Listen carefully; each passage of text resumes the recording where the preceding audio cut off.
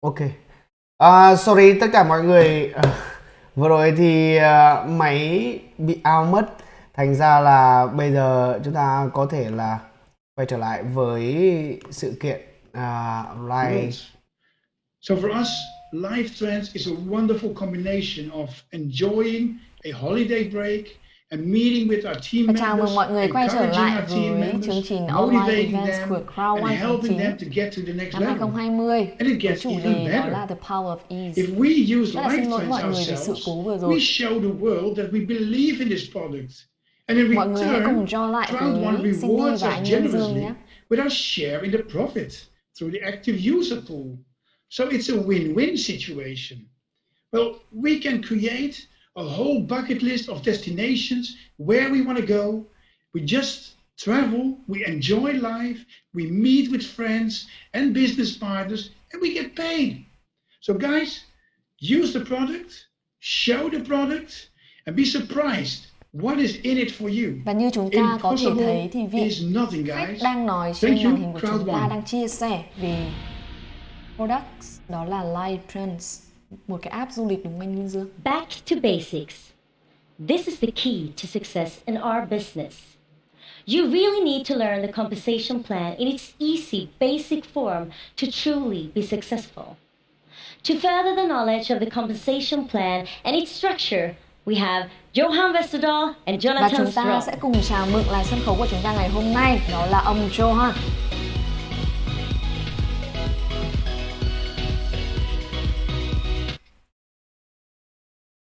Builders are rewarded with Crowd1. Let us talk about the compensation plan. Yeah, let us talk about the compensation plan and give you an update around it. The Crowd1 compensation plan is built with a clear aim to distribute and receive to all of you. Our compensation plan is the best plan in the industry. And we can do that because of the economy of scale, the digital products, and that we are over 10 million affiliates and still growing. We have compared the plan with our competitors, and we have seen that they often have less than or maybe 1-to-1, while we have 1-to-3 balance. They also have less than 5 levels of matching bonus. So, Đó là they về cái can never compensation plan. give you the same possibilities that Crowd1 is doing. Never. We updated the plan with some new bonuses Và hôm in nay July. thì chúng ta sẽ We xem introduced đó new là products, Crowd1 and sẽ we có will những cái always updates, continue những to cái cập improve nhật the mới plan về to cái be compensation top of the plan line. này. And as you know, we have several different ways to distribute the sales commission. You have all this information in your back office around how the different bonuses is working. Và đối với những bạn But nào it's mà đã also là thành a viên good của way for you Crowd1 to thì các bạn start sẽ to make có sure tất that cả you các cái can thông tin này transfer ở trong this cái phần information package to your của các bạn. downlines or get a better understanding about them yourself. Yeah, and first, we use a part of the margin to create discounts for all our users. Then we have the customer sales bonus, a direct bonus to the Customer people who have sales bonus. sponsored the user. Đó là về sự an toàn So của khách if you hàng. direct sponsor the person sẽ có who các cái buys bonus a product or về service, phần đấy. you will be paid. We also have the active user pool, where a part of the profit from the third-party products and services purchased via Crowd Network Chúng tôi is sẽ divided. có các cái lợi nhuận Yeah, từ and this bên thứ means ba. that you Và sau can đó receive sẽ a share payout ra cho from các the bạn. pool if you are using and recommending the products and services that Crowd1 offers. Then we have the educational package sales Và nếu bonus. như các bạn có thể That's giới a thiệu các bonus cái on sản our phẩm của e-learning Crowd1 products. thì các bạn So sẽ when có you các cái sell bonus e-learning từ chúng tôi. package, you will get a bonus from that. The Tương next tự với bonus, các gói the matching giáo dục bonus, cũng như vậy. is the bonus for the production in your team. So you will get paid a percentage of what your downline earns in your direct sponsor line, 5 levels down. Our kickstarting bonus is called fear of loss. And as you know, nothing in life comes for free. So make sure you start Không directly có cái to thứ take gì ở trong cuộc advantage sống of this là 14-day miễn phí bonus. cả. The long-term residual pool is a pool divided between our leaders. And it's based on the network level you have reached. The Và nó phụ thuộc Crowd1 vào rewards cái pool mạng is lưới mà các divided bạn đang between dẫn dắt. everyone that has received Crowd1 rewards. Đặc biệt So là make đối với sure cái bạn that you mà claim đã these giành ones được Crowd1 every Rewards, các single cái week. phần thưởng, And các cái also sự vinh sell, danh từ use Crowd1. and recommend the products and services provided. Chúng tôi sẽ Crowd1 có các is cái here for the bonus long rất là run. đặc biệt cho những cái Everyone bạn working at giới Crowd1 thiệu các are cái sản phẩm partners. cũng như là dịch You vụ are của fantastic Crowd1. networkers around the Một world. cái sự offer We'll rất là work tuyệt together vời. for many years. The things we do today are with the perspective that we shall build our future together, creating a legacy Điều for mà the chúng coming tôi sẽ làm ngày hôm generation. nay đó là chúng tôi sẽ xây dựng. Instant payment is a sign of short-term perspective and will never work. Most countries has a 14 days cooling off period. And that means that anyone that pays faster than that is not serious and not in the business for the long run.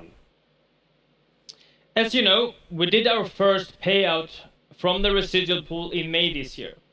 This was when Như các bạn có Crowd1 thể was biết just thì over như các bạn 1 có year thể old. biết thì chúng We have tôi now done đưa 4 ra các cái payouts phần from the thưởng, residual pool and one các cái payout sự from the đền đáp rewards xứng đáng đối với in những cái bạn September. đã There xây will be a dựng mạng lưới payout Crowd1 from đó là both vào the tháng 5 residual năm and nay. the rewards pool. And I do not really want to speculate in the numbers, but you know, and we know that we are growing and we are continue to increase Và and tôi không making cần sure phải that nhắc we đến các deliver cái con great số, value nhưng mà như các on bạn the có thể payout thấy day. về cái sự phát triển So của remember Crowd1 what I was từ saying cái in the ngày khởi beginning. đầu cho đến ngày hôm We have nay. the strongest plan. With a clear aim to distribute the sales commissions we receive to all of you, the people that are creating the sales. Together we're building the future, our mutual future. And thank Và you for ông the có great nhấn job mạnh đó là you're doing out Together there we'll build every the day. future. And thank you, Cùng với Jonathan, nhau thì for chúng joining ta me sẽ on the cố gắng stage để xây today. dựng Thank một you cái very tương lai much. tốt hơn. Và vừa rồi là các thông tin về cái compensation plan và hy vọng là Cindy có thể truyền Hi đạt again. một phần nào I để cho am mọi người có back, thể hiểu but I'm rõ not hơn về alone cái đó. this time. Đó cũng là tiêu chí của Crowd1 luôn tìm kiếm lợi nhuận từ những đối tác và sẽ chia sẻ lợi nhuận lại cho những người đang nắm giữ cái cổ tức của Crowd1 cũng như xây dựng hệ thống trên nền tảng và hệ sinh thái Crowd1. Và trước mắt trên sân khấu với tất cả quý vị bây giờ hiện tại là một diễn giả nổi tiếng trên thế giới và là một người chơi nhạc rất là hay, một người vô cùng sáng tạo, Peacock Jackson. Một trong những người mà Nguyên Dương cảm thấy rằng rất là nể phục. Ông có một cái mức độ tư duy mà tất cả chúng ta cần phải học hỏi. Vừa được xin được chào đón tất cả mọi người đến với chương trình live trực tiếp sự kiện tháng 9 của Crowd1 trên toàn thế giới. Đây là đường live trực tiếp từ Vương quốc Anh. Mọi người có thể chia sẻ trên YouTube, cái kênh live YouTube của Nguyên Dương dành cho tất cả những người và những đội nhóm của các bạn nha. Và xin nhắc lại, đó là kênh YouTube của chúng tôi, đó chính là mọi người có thể search cái từ khóa đó là Crowd1 UK. Anh Nguyên Dương và Cindy thì đang phát chương trình trực tiếp của Crowd1 trên kênh YouTube. Đó là Crowd1 UK và mọi người đừng quên like và chia sẻ cái đường link đến với tất cả mọi người, bạn bè và những người đang quan tâm đến Crowd1. Như thường lệ thì Peter Jacobson cũng đang thổi một cái hồn vào cho những người đang làm hệ thống như chúng ta. You make them realize that they got to be, the first one to hear all the news. Yeah, that's always good. And my final question for now is, how do I maximize the use of the events in my team? Câu hỏi mà cô MC dành cho ông đó là làm thế nào để tôi có thể sử dụng một cách hiệu quả nhất hệ thống đội nhóm của mình. And I think it's better to have set down your goals. Ông nghĩ cái cách tốt nhất mà mọi người có thể làm điều đầu tiên đó là hãy cố gắng set up cho mình một cái goal, một cái mục tiêu để cho tất cả mọi người trong đội nhóm cùng có một cái đích đến để cùng đi với nhau. So you have prepared before the event what you're going to do with your team. Điều đó có nghĩa là các bạn cần phải prepare, cần phải chuẩn bị những cái mà các bạn sẽ làm, sẽ đi cùng với nhau trong cả một cái chặng đường sẽ là cái gì rất là quan trọng với cái việc đó là mình phải có một cái mục tiêu cụ thể. Remember, we have the tickets already live for the next event in the back office, and it's everything we release at events is on a first come first served basis. So và như thường lệ thì chúng tôi sẽ có các cái phần vé cho cái chương trình live sự kiện tiếp theo. Và tôi cũng nhấn mạnh đó là first come first serve. Ai đến đầu tiên thì sẽ nhanh tay có được những chiếc vé đầu tiên cho chương trình sắp tới. Amanda, our editor-in-chief for Crowd Magazine. Ok, và bây giờ chúng ta cùng đến với hai nhân tố và sẽ nói về tạp chí.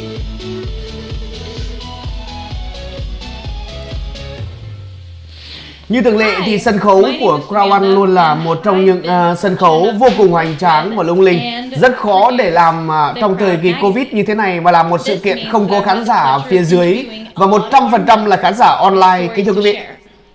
I also get to work very closely with the management to get you the inside scoop of what is happening in the company, such as product launches and promotions. Crowd Magazine is something we came up with Tôi as a làm way to việc keep rất là our gần members gũi với informed. ban quản lý để có It's an thể rõ additional hơn về resource các for you cái to sản promote phẩm us dịch as vụ. a company, but also you as a leader within our network. The last 18 pages are dedicated to our top producers. So if you want to work hard, you might find your name there. The magazine always coincides with our events. Cô có nhấn mạnh so đó whenever we là have an event, nếu như bạn you làm can việc chăm expect chỉ a thì new bạn có thể magazine. một ngày nào đó You sẽ can xuất hiện find trên it tạp in chí your của back chúng tôi. office in the C-store where you are able to buy both Xin nói digital cho and tất cả physical một số anh chị em như người So mà why chưa should you care about biết đến tạp chí I'll mà tell của I Crowd1. don't sit down Tạp each chí month Crowd1 là một making the cuốn magazine tạp for chí me. mà thể hiện tất It's cả for you. những thông tin, Whenever anyone has update any tất cả questions những about luồng Crowd1, thông tin you từ can cũ just tới leave mới a copy hàng of the tuần, magazine hàng in tháng dành cho Guys, hệ sinh what thái seems kiếm tiền trên legitimacy Crowd, and nền tảng seriousness Crowd1. more than holding Chúng ta có an được actual tất cả những thông tin đó tangible trong product một in your cuốn tạp chí These từ magazines những should người be làm everywhere. lãnh đạo They should be của in hệ hotel thống lobbies, in Crowd1 your đến own cho những kitchen người garden. đang xây hệ thống như tất It cả is chúng ta. promotional Chúng ta đều có thể material có you được need tất to cả bring những with thông tin như thế whenever trên một you cuốn tạp chí meet như vậy. someone new. Điều đó thể If hiện we're một going to double in điều size by rất là chuyên nghiệp Christmas, we need to khi keep mà chúng ta Crowd1 có on tạp everyone's chí lips. để viết về hệ thống, về nền tảng kinh doanh của mình. Use this Thì magazine điều đó to get minh the chứng message cho out there. tất cả Thank những you. người đang ở trong hệ thống rằng chúng ta là những người có thông tin, nắm bắt được thông tin, xác thực được thông tin. Thank you, Amanda, for sharing this with us. Now we've come to a segment that I know all of you will find very, very thrilling. Indeed. Let's welcome to stage our founder, Jonas Eric Werner. Rồi, và bây giờ thì chúng ta cùng sẽ chào đón xuất hiện của người sáng lập, founder, người sáng lập ra Crowd1.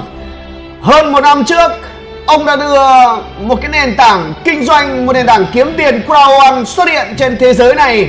Và sau hơn một năm đã có 11 triệu người. Một con người đã mang đến một điều kỳ diệu cho thế giới. Mỗi thời kỳ đều có một người làm thay đổi cái địa cầu này. Nhưng ngày hôm nay ở thời buổi Covid này, đó chính là Jonas Werner. My name is Jonas Eric Werner and I am one of the founders of Crowd1. 1.5 years when we started this company, none of us couldn't even imagine.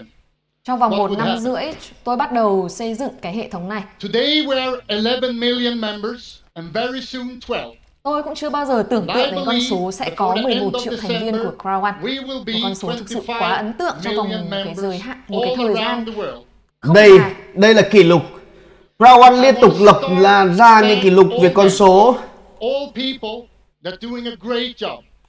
Tất cả mọi người đã có một cái năm rất là làm việc chăm chỉ với nhau. I know that a lot of you have been waiting for a long time on things that I will talk about right now. Và tôi biết là các bạn đã chờ được một cái khoảng thời gian rất là lâu cho những cái thứ mà tôi sẽ sắp nói bây giờ đây. And even January, February, March and so on, 2021, we will deliver Và trong vòng những cái năm tới đây, cho dù là 2020, 2021 hay là 2022 thì chúng tôi sẽ cố gắng để mang đến các cái sản phẩm, các cái dịch vụ tuyệt vời hơn nữa đối với người dùng của Crowd1. So first, we wanted to launch something called Epic Lotto 6 months ago. But as you know, something happened in the world, so we had to wait. Because we wanted all members 6 tháng around the trước world thì chúng to have tôi the đã nghĩ absolutely đến best về Epic Lotto. opportunity Thế nhưng bởi vì những be cái sự thay đổi able của to thế build giới a cho nên là chúng global tôi vẫn business tiếp tục with chờ đợi this nó. probably one of the strongest online products ever. Và đó chắc chắn là một cái sản So phẩm please, let online me mà introduce mạnh nhất từ trước đến Epic giờ. Lotto. Có tên gọi là Epic Lotto và hãy cùng chờ xem ngài sẽ mang đến các cái thông tin hữu ích gì. Rất hồi hộp các bạn. Are you ready for something epic? Ok, Epic Lotto chính là một trong những chương trình xổ số toàn cầu. Chứ không phải chúng ta chỉ còn chơi xổ số ở trong nước, ở châu Âu nữa. Ở châu Âu và ở Mỹ thì hiện tại đang có hai cái chương trình xổ số và lô tô lớn nhất trên toàn thế giới. Nhưng bây giờ Epic Lotto của Crowd1 là một trong những chương trình xổ số toàn cầu. Chính vì thế chúng ta đang chờ đợi điều này vào ngày 19 tháng 12 năm 2020. Tuyệt vời. Epic Lotto will be available for people all around the world and is the absolutely perfect global product. You don't need a lot of knowledge. Most people Và mặc dù là ngày ra mắt của cái sản phẩm này chưa đến, thế nhưng mà người sáng lập của tổ chức Crowd1 đã nhấn mạnh đây là một cái sản phẩm tuyệt vời nhất. Và ngay cả bản thân Cindy cũng đang cảm thấy rất là nóng lòng để chờ đón cái sản phẩm mới này. And it will be a global launch and we will have it in all languages. Và điều đặc biệt đó là cái sản phẩm này thì sẽ được ra mắt với tất cả mọi người bằng tất cả các cái ngôn ngữ trên thế giới. Điều đó có thể cho thấy được cái sự tiếp cận toàn cầu mà Crowd1 mong muốn mang đến cho tất cả mọi người trên toàn thế giới. Để chúng ta không có một cái sự khác biệt khác lớn quá nhiều về ngôn ngữ. That is one of the big reasons that me and my colleagues started this company a couple of years ago. And that's Mixter. And I have been waiting for Mixter, as all of you have. Và cái sản phẩm thứ hai mà ông giới thiệu đó là về Mixter. Not Mixter. only powerful and not only a great online product, it's probably the best product ever. Because billions of people, và ông nhấn mạnh đó không chỉ là một cái sản phẩm trực tuyến mà còn là một cái best product ever, một cái sản phẩm tốt nhất chưa từng có từ trước đến giờ. Nói thêm về Mixter cho tất cả những ai chưa từng biết đến, đó chính là một công ty về nền tảng game online và game thế hệ mới. Với tất cả chúng ta, không ai là không có ý định chơi game nếu như chúng ta cầm một chiếc phone trên tay. Chính vì thế Mixter là một nền tảng để tất cả những cái game có thể hình thành từ trên đó và có thể được phát triển thêm rất nhiều thể loại game ở thời buổi hiện tại nằm trên Mixter, và đó chính là đối tác của Crowd1. Và sản phẩm này thì sẽ được ra mắt mọi người sớm hơn vào ngày 14 tháng 11.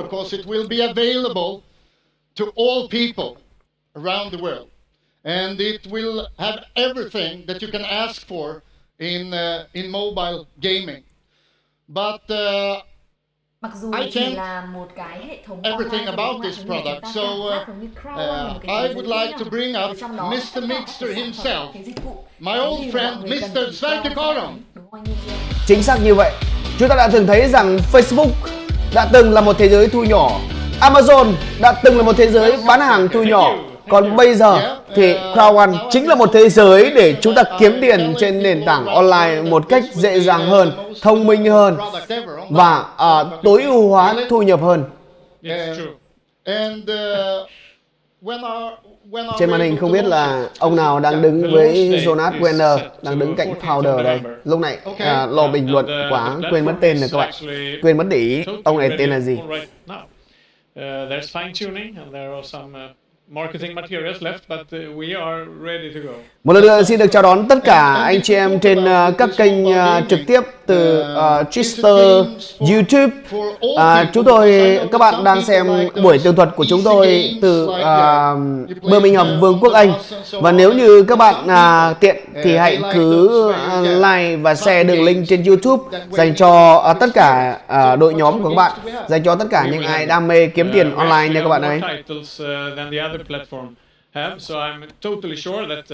Chương trình ngày hôm nay được bình luận bởi MC Nguyên Dương và MC Cindy.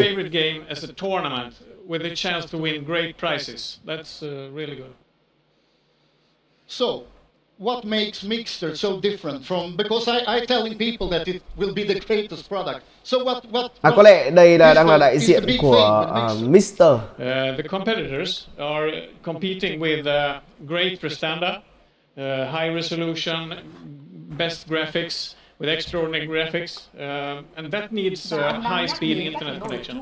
We will of course have those games too, but more important is to have these highly addictive games that people play every day. You can play on the bus, you can play in the waiting room. That's where the market is, and we will be a market leader in both sections. Yeah, because I know that I saw some numbers that more than 5 billion people around the globe are doing this every week. So I think if somebody told me like 20 years ago when I started with this industry that I would have the chance to work with a cool product like this, I wouldn't believe them. So this is actually groundbreaking, right? To do this, yeah, a question that I think that most people also wonder is, will this be available for all people? Chúng ta cần phải biết được rằng Mixter chính là một đối tác lớn của Crowd1 và hiện tại chính là một đơn vị kết hợp cùng với Crowd1 để phát triển thêm nền tảng chơi game trên online. Và chúng ta có thể thấy cái câu hỏi mà every time we launch something, and we have launched stuff already, we break all the records, and I'm sure that when do we have any numbers in mind? I'm sure that we will have at least 15 million Mixter customers within the first week. What do you think? I think so, because this is a totally new product. The competitors do their thing, but it's not new. When we come, we got the new thing. It's totally brand new on the market. That's cool. And do you know one thing, Sverker? We have one thing in this company that we always do. We're breaking records.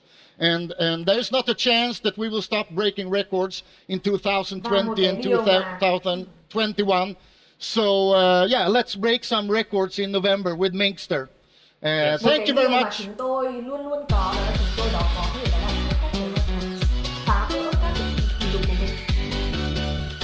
Và bây giờ sẽ xem đó là trong chương trình ngày hôm nay thì sẽ có các cái phá vỡ kỷ lục nào sẽ được. Now I would like to welcome back on stage one of our favorite speakers and motivators. He's written many books on the specific subject he will lecture on today, your mental attitude. So please welcome up on stage Peter Jakobsson. Peter Jakobsson sẽ quay trở lại với sân khấu và thổi cho chúng ta một cái hồn vào khả năng kinh doanh trên nền tảng online.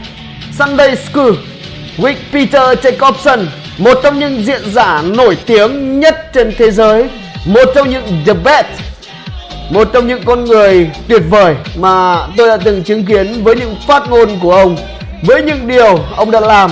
Ngày hôm nay thì ông đang kết hợp cùng với Crowd1 để xây dựng cho tất cả chúng ta một nền tảng kiếm tiền trên online. Around the world. Hello Africa, Asia, Southeast Asia. Như thường lệ thì ông vẫn chào đón từ châu Phi, châu Mỹ, châu Âu và đặc biệt là châu Á, với những nước còn nghèo, với những nước chưa phát triển và những con người chưa thực sự có được một cái nhu cầu kinh tế cao, mưu cầu kinh tế cao. Ông ngày hôm nay vẫn say hello toàn thế giới như những sự kiện trước và vẫn thổi hồn cho tất cả chúng ta. Attitude. And I know some people out there say, well, I've heard that, you know, I know about attitude, so this training is for you, because that's not a good attitude. So, why is attitude so important? Well, câu hỏi mà ông đặt ra đó là why attitude is so important? Tại sao thái độ là quan trọng?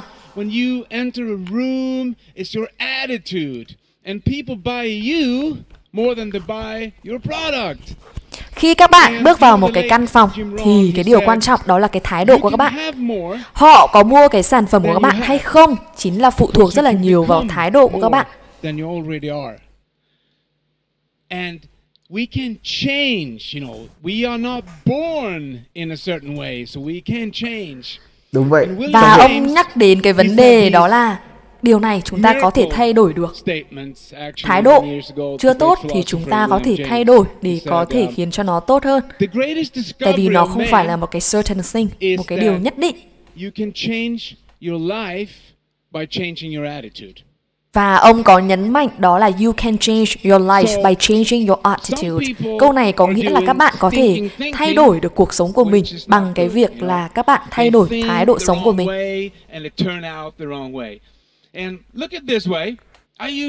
Trong hệ thống của Nguyên Dương thì Nguyên Dương nhận thấy rằng nếu như ai đang làm việc với một thái độ tích cực, làm việc với một thái độ tốt thì chúng ta vẫn sẽ có được một kết quả mỹ mãn hơn, một kết quả nó thành công hơn rất là nhiều so với những người đang làm việc và kiếm tiền trên nền tảng Crowd1 một cách hời hợt, thì họ vẫn luôn kêu gào rằng khó khăn, kêu gào rằng vất vả. Và chúng ta ngày hôm nay đều đã thấy Peter Jacobson nói một điều rất là đúng, đó chính là phụ thuộc vào thái độ của chúng ta để tạo ra thành công sớm hay muộn. So, if you look at attitude as a funny thing,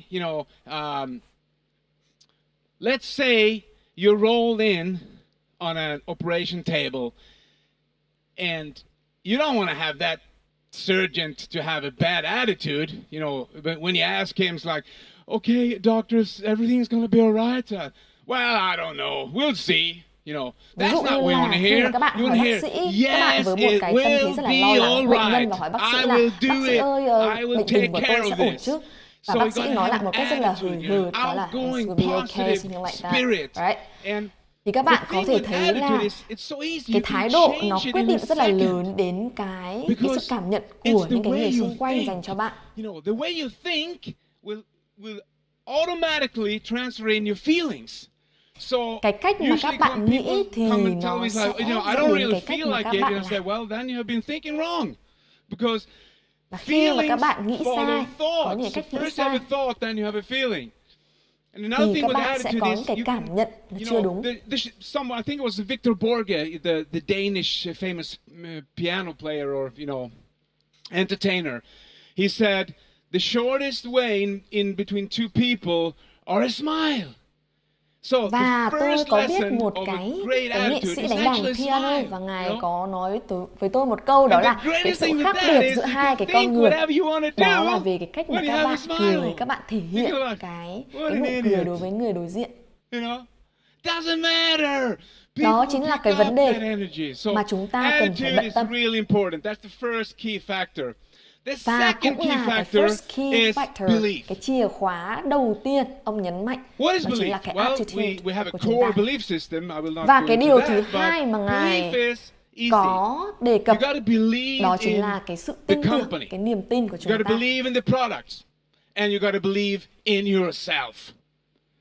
Đó chính là các bạn cần phải có cái sự tin tưởng vào chính bản thân mình. Và nếu như những cái bạn nào vẫn đang có những cái nghi ngờ về Crowd1, vẫn đang có những cái thắc mắc rằng liệu đây có phải là một cái nền tảng kinh doanh thực hay không, hay chỉ là những cái con số ảo, thì các bạn có thể thấy xuyên suốt 4 chương trình livestream của Crowd1 mà kênh YouTube Crowd1 UK do anh Nguyên Dương thực hiện, để có thể thấy được các cái con số mang cái tính xác thực. Và không thể nào có một cái hệ thống ảo bằng những cái chương trình quy mô hoành tráng như thế này được. Cho nên là nếu như cái bạn nào vẫn còn đang nghi ngờ, vẫn còn đang băn khoăn là không biết liệu có nên tham gia vào Crowd1 hay không, thì các bạn có thể tiếp tục theo dõi cái chương trình livestream, hoặc có thể leave your comments để lại bình luận của bạn ở dưới, đặt bất kỳ câu hỏi nào. Anh Nguyên Dương sẽ dành cái thời gian để giải đáp cho các bạn về Crowd1, về cách thức hoạt động, cách thức tham gia đội nhóm và nhiệm vụ của mỗi người sẽ là như thế nào. You have people around you that are interested in your success, that will help you. Các bạn, build your bên cạnh business. đó, bên So cạnh cái sự listen tin to tưởng them. vào bản And you thân mình thì các bạn cũng cần phải có những cái will người xung succeed. quanh, And the những cái third người mà tin tưởng vào factor bạn, tin tưởng is vào cái sự commitment. lãnh đạo của bạn. Okay, Và cái yếu what's tố thứ commitment? ba mà Ngài nhấn mạnh đó là về Well, cái sự if commitment. you look it up in a dictionary, it says decision with no return. Và nếu như các bạn Wow. nhìn vào cái quyển từ So, điển thì các bạn you know, có thấy một cái if câu you're đó là committed to decisions something, is not return. you don't give up. Các cái quyết định thì You're nó sẽ không committed. quay lại, tức là cái gì mình Those quyết are định rồi the committed thì không people thể who quay will lại được succeed. nữa. It's not like, when you get married, you walk up the aisle and, the priests are there and he has Tức will là you cái marry yếu tố thứ ba mà Ngài your nhấn mạnh wife ở đây here, đó là gì? so Cái and từ so, and you go commitment like, có nghĩa là cái sự ràng yeah, buộc. maybe. No! You got to be committed. Yes, I will. So when someone asks you, are you going to be president in this company? You can't go like, I hope so. Maybe. Ngài rất là hài No, hước you đúng go, không ạ? Ngài nói về yes, các cái I yếu tố thế nhưng mà will với một cái tinh thần rất là become hài hước. That's Ví dụ một cái commitment. người nào đó hoặc các And bạn là commitment các bạn is có muốn also, trở thành một president it ở trong cái hệ thống của chúng tôi hay không? thrive, Các bạn it chỉ gives cần you nói energy đơn because you giản don't lại là give I up. hope It so, doesn't đúng không? matter what you do. Thì cái điều You đó will đã never thể give hiện một up. cái sự đó là mình không tin tưởng And if we vào take a bản look thân at mình được. these three components. So, when you have great attitude, the thing is, it will affect your belief system. Khi mà các bạn có When một you cái thái độ smile, tốt thì you nó feel sẽ ảnh happier. hưởng I don't đến know cái why. niềm tin của các bạn. Some scientists said that, you open up some channels to the brain, so you give the brain more oxygen when you smile. I have no idea, but I know it works because I've tried it. You can try it too. So attitude will change your belief system. If you go into belief system and you start believing in the company, the products, or yourself, that will affect your commitment. Và khi mà các bạn tin tưởng vào bản thân mình, tin tưởng vào những cái người đi cùng mình, và tin tưởng vào các cái sản phẩm dịch vụ mà bạn đang cố gắng để chia sẻ với tất cả mọi người thì nó sẽ đi đến một cái sự gọi là commitment, sự ràng buộc. So it doesn't really Những cái yếu matter tố này nó có một where cái you mối walk liên quan in, mật you thiết đối walk với into nhau. attitude, belief, or commitment. It will affect the other three. That's the way you're going to do business, and that's the way we do business here. Và đó cũng là cái if you cách do mà that, chúng tôi kinh the doanh. best of your life is going to be the rest of your life, because you're not who you think you are who you think you are. Ông có nhấn mạnh đó là you are who you think you are, có nghĩa bạn là tất cả những cái gì mà bạn nghĩ. Cho nên là cái suy nghĩ nó ảnh Thank you, hưởng rất là Peter. nhiều. Such an inspirational speech. Alice, what's Wow, up ông next? có nhấn mạnh thật sự Soon, đó là we một will cái hear from some of our phần nói, inspiring phần leaders from all chia sẻ around the rất là world. mang nhiều cảm hứng. But first, Icona Pop.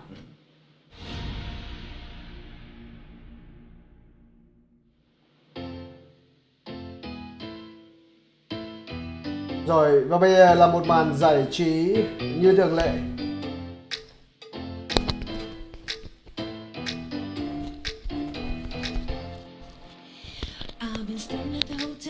Như vậy là chúng ta vừa nghe Peter Jacobson, một trong những diễn giả nổi tiếng thế giới, một trong những người thầy đặc biệt mà Nguyên Dương đã tôn thờ để tạo ra điểm nhấn cho cuộc đời mình.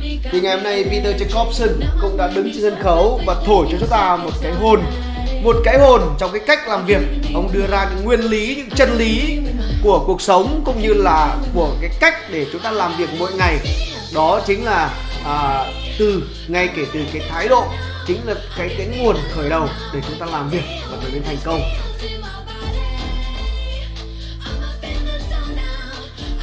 Chúng ta đang xem một tiết mục biểu diễn văn nghệ.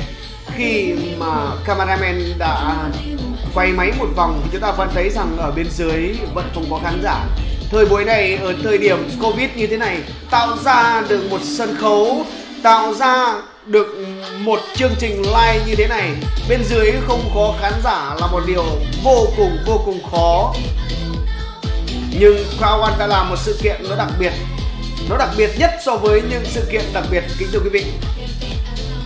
Khán giả bên dưới không có nhưng khán giả toàn cầu thì rất nhiều.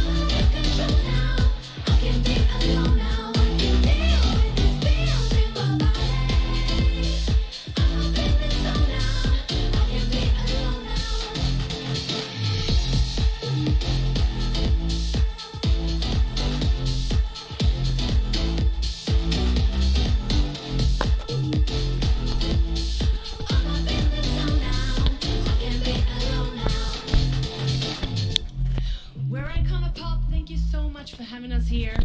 We're very excited. Hope you're having a good time. 'Cause so are we. Chúng ta đang xem một tiết mục giải trí vô cùng đặc sắc. Chúng ta thấy sân khấu rất là đẹp phải không quý vị? Tôi là một người làm nghệ thuật. Bản thân tôi là một người làm nghệ thuật, chứng kiến và học hỏi từ rất nhiều sân khấu khác nhau trên toàn thế giới. Nhưng tôi vẫn thực sự ái mộ cái cách xây dựng sân khấu của Crowd1 trong những sự kiện vừa qua. Rất là tuyệt vời. Thank you to the amazing and cool international success duo Icona Pop. And also thank you to all our viewers. We're noticing all your interactions from all over the world, and great to see that you're interacting by using the hashtag Crowd1Events with your selfies, so keep it going. Now it's time for the talk show section, and we're going to meet some of Crowd1's talented leaders to talk about their experience within network marketing. And with me today, I have Patrice and Isabelle Lubino and Mr. Jean-Michel, seasoned network marketers with president titles. And as my three guests are French-spoken, I'm going to do my best, emphasizing on best, Và bây giờ chúng to ta sẽ make cùng this chào short đón hai khách interview mời đặc in biệt French. mà cô So bear Sabine with sẽ me. có những cái Bienvenue. Merci. Bienvenue à Stockholm. chào đón ba vị khách mời. Merci. J'ai dans ma poche 1 millier de bisous de Guadeloupéens rien que pour toi. Oh, mais ça... Merci, merci, merci. Très gentil. Et Và có thể họ đang chào nhau bằng một j'ai entendu ngôn que ngữ quê vous hương nào đấy của étiez mọi ici người. directement quand l'aéroport. Oui. Et vous, Isabelle? Rồi đến cái phần này thì tôi nhường sân khấu cho Pas de Nhiên. bagage, pas de tenue. Thực ra thì Crowd1 luôn đưa ra những cái ẩn dụ mà chúng ta cần phải xem ở một góc cạnh khác, đó là góc cạnh của những người có tầm quan sát sâu xa hơn. Trên sân khấu thường thấy chúng ta vẫn thấy những cái người họ nói những cái thứ tiếng khác không phải là tiếng Anh. Họ đưa ra những người với nhiều màu da khác nhau lên sân khấu chứ không phải chỉ có màu da trắng. Chính vì thế chúng ta thấy được một điều rằng là Crowd1 giống như mục tiêu ban đầu, xây dựng từ nền tảng ở châu Phi, xây dựng và giúp đỡ những nước còn nghèo, những đất nước chưa phát triển. Và Crowd1 là một sự tập hợp của tất cả thế giới, không phân biệt màu da, sắc tộc và ngôn ngữ. J'ai rencontré Patrice et Isabelle, donc ça va faire maintenant 21 ans qu'on travaille ensemble. Et oui, bah, ça a été beaucoup d'épreuves, beaucoup d'obstacles. Họ có thể là đang nói một thứ tiếng nào đó xong rồi sẽ nhờ phiên dịch lại.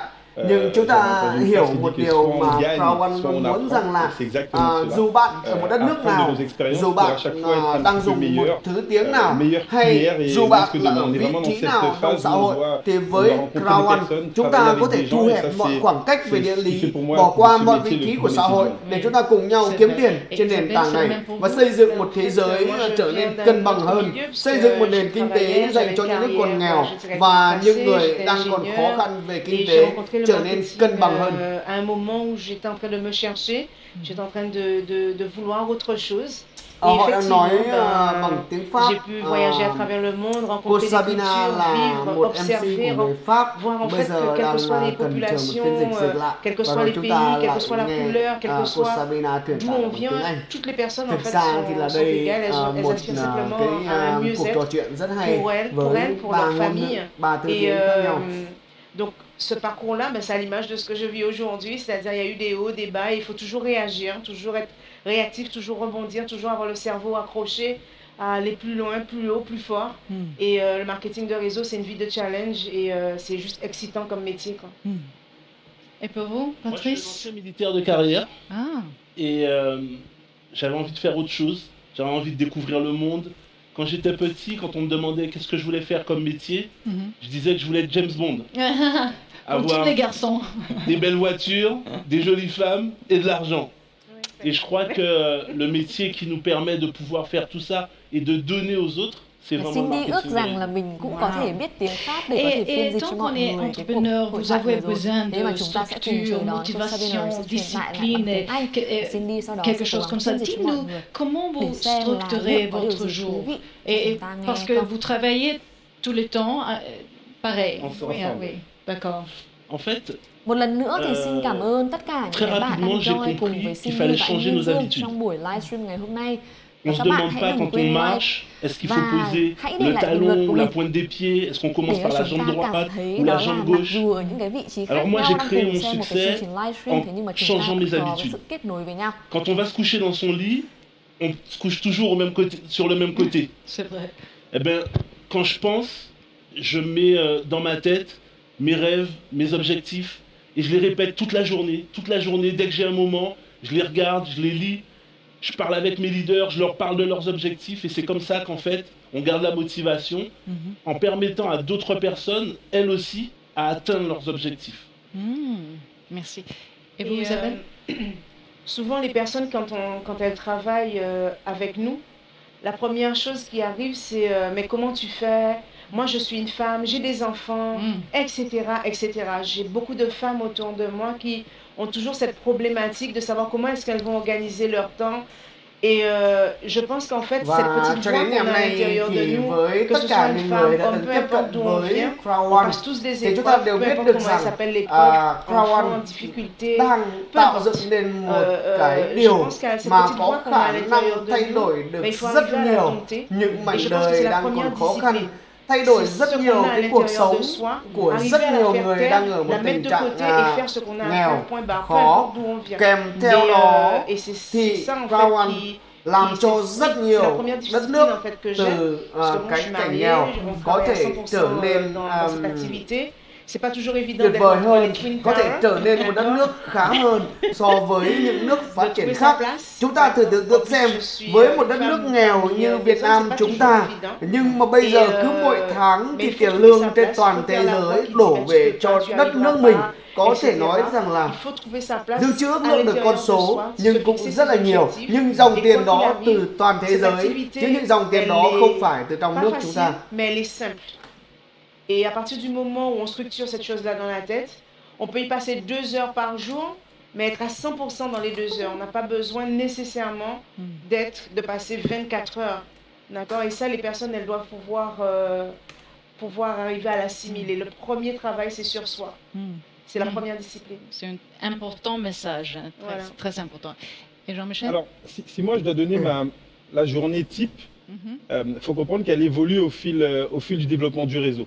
Lorsqu'on a démarré cette activité, notre journée type c'était des trên sân khấu bây giờ thì chúng ta vẫn đang thấy một cuộc đối thoại giữa cô MC Sabina với những người đã từng xây dựng hệ thống trên Crowd1 như tất cả chúng ta. Theo Nguyên Dương thì cuộc hội thoại này bằng tiếng Pháp cho nên nó hơi dài, thực ra nó hơi dài. Nếu như mọi người đang xem Vietshop thì chúng ta cũng có thể hiểu được bằng tiếng Việt, nhưng mà Vietshop thì lại bị trễ rất là nhiều. Có lẽ là trễ ít nhất phải là 10 phút so với đường truyền bằng tiếng Anh. Cũng chưa biết thế nào nhưng có vẻ họ khá là vui. Theo Nguyên Dương được biết thì tất cả các hệ thống ngôn ngữ khác đều bị chậm mất 10 phút về đường truyền. Chỉ có tiếng Anh là chúng ta có thể là được xem nó một cách chính giờ nhất mà thôi. Votre motivation au travail. Vous avez une stratégie? Avoir un cap. Avoir un cap. Un objectif. Tout droit. Nous, on veut être numéro 1 de cette compagnie. On sait qu'il y a des gens qui sont largement en avance, mais c'est pas un sprint, c'est une course d'endurance, un marathon. Ils peuvent y aller, nous on vient, avec nos méthodes, avec notre manière de travailler. On habite une petite île où il n'y a même pas 500 000 habitants. Donc nous, on n'est pas pressés, on arrive tranquillement et on sera ambassadeur et on va progresser, avoir tout le temps un cap. Ça c'est vrai, Isabelle? Et oui, comme Patrice vient de le dire, c'est ne jamais abandonner, être tout le temps persévérant, jamais abandonner. Les épreuves, on arrive, on les prend. Ça ne veut pas dire qu'on est à l'épreuve des épreuves. D'accord? On est comme tout le monde, on n'est pas plus différent que les autres. La seule chose, c'est que dans notre état d'esprit, c'est un genou à terre, jamais deux. Et quoi qu'il arrive, c'est on y va, on y va, on y va. Ce matin, On a eu pas mal de résistance. Il y a quelqu'un qui nous a dit qu'on ne prendra pas l'avion, parce qu'on était notre avion des Antilles, on a fait 12 heures de vol. Quand on est arrivé à Roissy, c'était fermé. On nous a dit on passe pas. Il n'était pas question de ne pas passer. Donc on est passé. On nous a ouvert la Nếu như quý vị và các bạn chúng ta đã từng tham gia vào hệ thống nào mà có những người ở nước ngoài như Nguyên Dương thì hệ thống của Nguyên Dương có thể tập hợp đầy đủ tất cả những cái con người có mặt ở mọi quốc gia trên thế giới.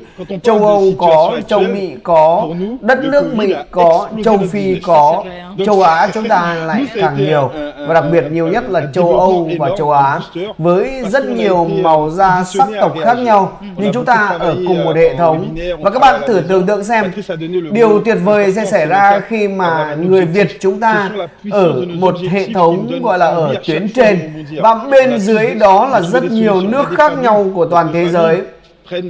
Và nó sẽ xảy sinh ra một vấn đề, đó chính là những dòng tiền trên toàn thế giới đều có khả năng đổ về cho Việt Nam chúng ta.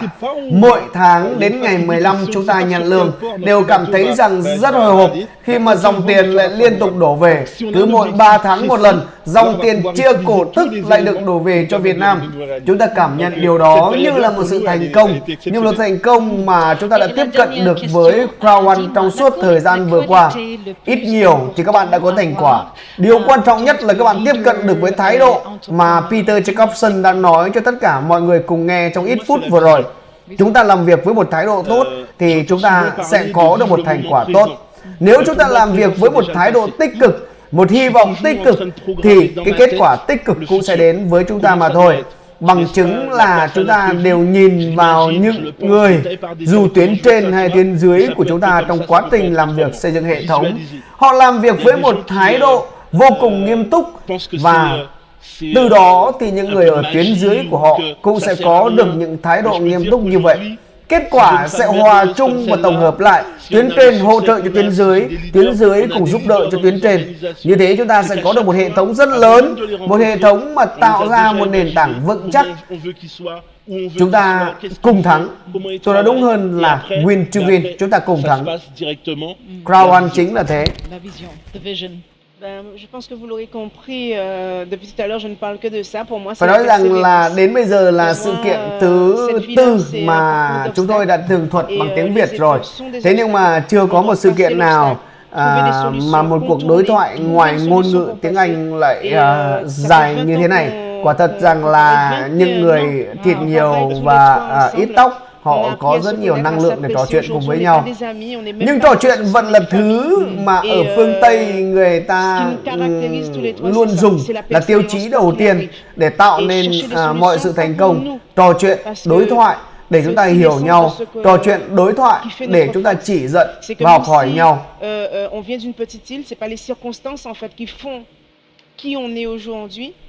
Chúng ta cứ nghĩ rằng Crowd1 chỉ phù hợp với những nước nghèo như ở châu Phi, châu Á hay những đất nước bị lạc quên ở châu Mỹ. Nhưng mà không, bây giờ thì châu Phi chỉ là nơi đi trước mà thôi. Châu Âu, tất cả mọi thứ đã được tập trung. Tất cả mọi thứ đều được đổ dồn về châu Âu bây giờ rồi. Trên bảng điện tử ở back office của mọi người chúng ta có thể theo dõi được 50 người. Kế cận 50 người trước đó log in và mở account trên Crowd1 thì chúng ta đều thấy rằng ở châu Âu rất là nhiều.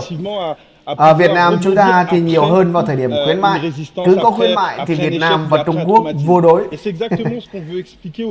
Aujourd'hui, il y a 10, 20, 30, 100 raisons de pouvoir arrêter et abandonner le business. Il y a déjà plein de gens qui peut-être sont déjà dans cette phase de se dire « Ah, c'est difficile, la compagnie n'a pas fait ceci, la compagnie n'a pas fait cela, mon sponsor ne m'a pas aidé, mes filles elles ont abandonné. » Chúng ta cùng sẽ chờ đợi một sự thay đổi nào đó trong cái cuộc đối thoại ngày hôm nay. Sau cuộc đối thoại này có lẽ là một buổi vinh danh những người đã xây dựng hệ thống và có một network tốt nhất trong suốt thời gian vừa qua.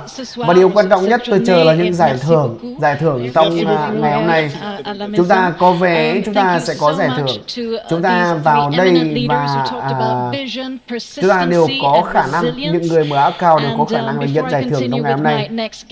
Let's check in with our talented graffiti painter Adam and see what he's come up with. Chúng ta cùng chờ đợi xem điều gì diễn ra nha.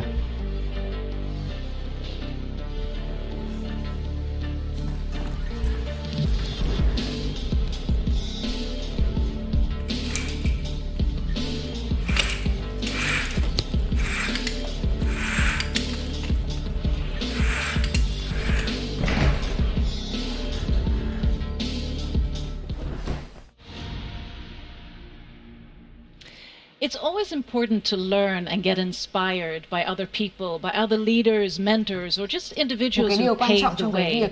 And that's why having this talk show here today is such a great opportunity for us to listen into and learn from leaders from Crowd1. And with me here now, I have four directors from Crowd1. I have Sanja, Slovakia, and then I have Lotta from Sweden, and Udo. I mean, you've been in so many parts of the world, but you're coming in from Dubai, actually. Dubai, from Dubai. And then, of course, Thomas, you came in from Poland.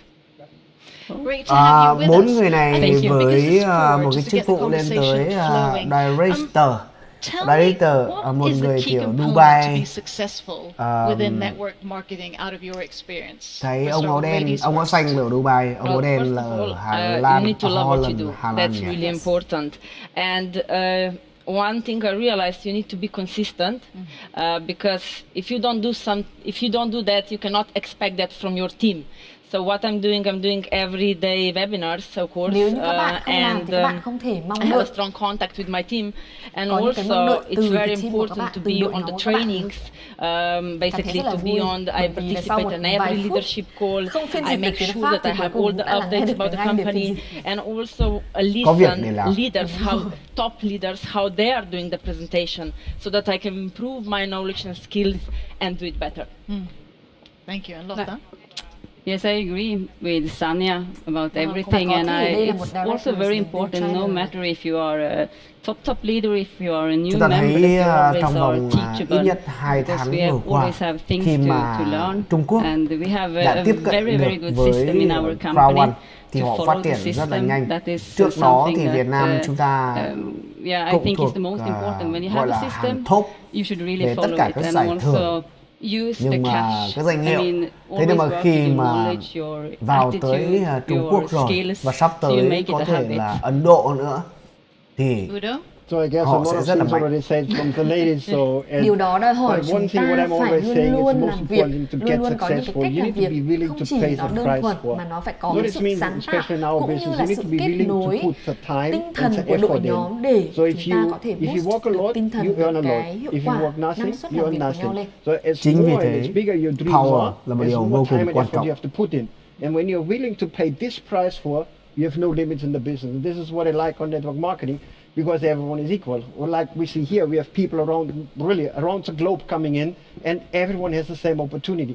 Show me a different business in this world where everyone, doesn't matter if a team comes from Bangladesh, if people comes from Poland, from Russia, from Hungary, wherever people coming from, in network marketing, and especially here with Crowd1, everyone has the same opportunity. You just need to be willing to pay the price for, and then you can reach rất là nhiều quốc gia khác nhau trên toàn thế giới, thế nhưng mà chúng tôi luôn đảm bảo đó là chúng tôi sẽ treat họ, sẽ đối xử với họ trên một cái sự công bằng nhất có thể. First of all, I think be yourself. Every one of us are different, so we don't need to fake it to make it. Be yourself. Ông nhấn mạnh đó là we are different. We don't need to fake it to make it. If you master one skill, at the same time, I think you need to be a student in another one, and never give up. Never give up. And speaking of never giving up, I mean, you've all sort of really worked hard and hopefully also, had leisure and pleasure and love and joy as well, because life is not just about working, but of course if it's your passion, it's always easier. But what have sort of been challenges or làm thế nào để mình có thể duy trì được một cái năng lượng như vậy, I don't know, anything that has sort of come in your way, because it's always also inspirational to see, how did you handle it, and just briefly, những cái năm về sau như vậy đấy mới là cái điều quan trọng. Đúng như vậy. down because of coronavirus. Đặc biệt là khi các bạn làm với một thái độ tích cực thì đồng tiền sẽ đến thường xuyên hơn. Và khi mà đồng tiền đến thường xuyên hơn thì nó sẽ tạo ra một sự quyến rũ. Chúng ta rất khó để rời xa được sự quyến rũ của đồng tiền khi chúng ta bắt đầu với nền tảng Crowd1. When I start working, and I said, the only way I can do that if I'm very well organized. So what I had exactly knew how much time I have to spend time with kids, to go outside, to cook, and exactly how much time I have for the meetings. So it was, that's why when I started that business, I said, you know, this is the perfect slogan, impossible is nothing, you know. So I was happy that time, yes, I reached Director Mặc dù One bà là một cái doanh nhân, thế nhưng mà bà cũng đã từng có những cái điều băn khoăn của mình. Đó là tôi còn phải dành cái thời gian cho những cái đứa con của tôi, cho việc nấu nướng, cho việc chăm sóc gia đình. Vậy thì các cái cuộc meeting, các cái cuộc họp thì nó sẽ như thế nào đây? Và cái điều quan trọng đó là chúng ta phải cố gắng để cân bằng giữa cái cuộc sống cá nhân và cái công việc của mình. If you have a tough moment, if you lose motivation, I think the best way to gain it again is to go out, meet people, meet new prospects, because from the new prospects, from the new member, you can really have those energy. Chúng ta phải ra ngoài đi, This is a very good energy source. để lắng nghe các cái câu chuyện của họ, lắng nghe cái cách mà họ thành công, thì chúng ta có thể follow họ, có thể theo dõi họ và có thể học tập từ họ. I think that challenges is what you grow from. Tôi nghĩ đây là điều là những cái chia sẻ mà của những cái con người đã có rất là nhiều cái kinh nghiệm về cái việc mà cái cách họ đi lên để có thể có được cái thành công của mình. Tại vì chúng ta có thể thấy là chẳng có cái gì là tự nhiên cả, chẳng có ai là tự nhiên là thành công cả. Đó là một cái quá trình. When these challenges comes, Đúng như vậy, và quý vị đang xem chương trình bình luận trực tiếp sự kiện Crowd1 tháng 9 từ thành phố Birmingham, Vương quốc Anh. Nếu như quý vị các bạn đang xem trên YouTube hay trên các kênh khác thì quý vị có thể dành cho chúng tôi một like hoặc là một đăng ký cũng như là một share để chúng tôi có thêm động lực hơn trải dài trong suốt 2 tiếng đồng hồ nữa, sẽ làm cho tất cả chúng ta có nhiều thông tin hơn, đặc biệt là nguồn cảm hứng để chúng ta làm việc sẽ được tốt hơn. Trong công việc chúng ta đi xây dựng hệ thống trên nền tảng Crowd1 thì chúng ta luôn nhận ra 2 điều mà cần phải có. Một là lòng biết ơn, 2 là nguồn cảm hứng. Khi chúng ta có 2 điều đó thì chúng ta sẽ phát triển ra được rất nhiều thứ nữa để xây dựng hệ thống của chúng ta ngày càng mạnh mẽ hơn. Chính vì thế các bạn hãy dành cho tôi một like nha, hoặc là bằng một comment thì nó cũng sẽ trở nên dễ dàng hơn và tạo một cái động lực, một cái sức mạnh để chúng ta làm việc vui vẻ hơn. Rất tiếc ngày hôm nay chương trình bị gián đoạn thời điểm đầu, nhưng mà bây giờ thì mọi người cũng đã bắt đầu quay trở lại rồi. Because I was doing everyday webinars, presentations, and I had a team in Bangladesh who were they were students, no experience with network marketing. Tôi làm việc với rất nhiều người của Bangladesh ở đất nước Vương quốc Anh như thế này. Hầu hết đối tác của tôi là người Bangladesh. Thế mà hôm nay mới nhìn được một cô gái người Bangladesh đẹp thế này. Thường thì gái Việt Nam chúng ta xinh và đẹp hơn rất nhiều các bạn. Ở Việt Nam thì nghĩ rằng bên ngoài phương Tây thì phương Tây nó sẽ đẹp, sẽ kiều diễm và thướt tha hơn. Nhưng không, so về độ kiêu và xinh xắn thì Việt Nam mới là số 1. It's a family, a million members. And I know time always flies, and I get so caught up in these interviews, I want to go on forever. But just a quick one. I'm also thinking, you know, you all come from different business backgrounds. So what is it with Crowd1 that really makes it, you know, unique? Is it the compensation system? Is it sense of community? Just a short sort of from each and one of you. What makes it unique? It's an incredible concept on a growing market. It's, of course, the strong management. I mean, let's be honest, what they did 10 million members in basically in 18 months time. That doesn't happen by accident. That happens because they know exactly what they're doing. And also about the compensation plan, I have to say something what really makes me happy. It's not that only people on the top are earning, but people who just started, people who want to reach the top. And this is basically when you see a lot of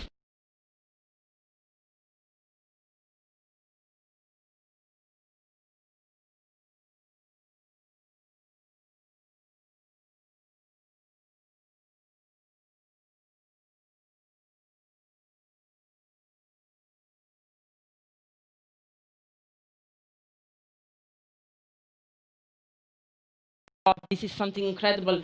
Where a lot of network marketing companies want to reach that. But still, this is just the beginning, because the potential, what we can have 100 million, 500 million. So this is just the beginning of something incredible. That's why I say it's the perfect timing now. Sense your passion, I like it. Yeah, I love that. Yeah, the timing is a lot, a lot. I think that if Crowd1 had been for maybe 5 years ago, it had not been the same.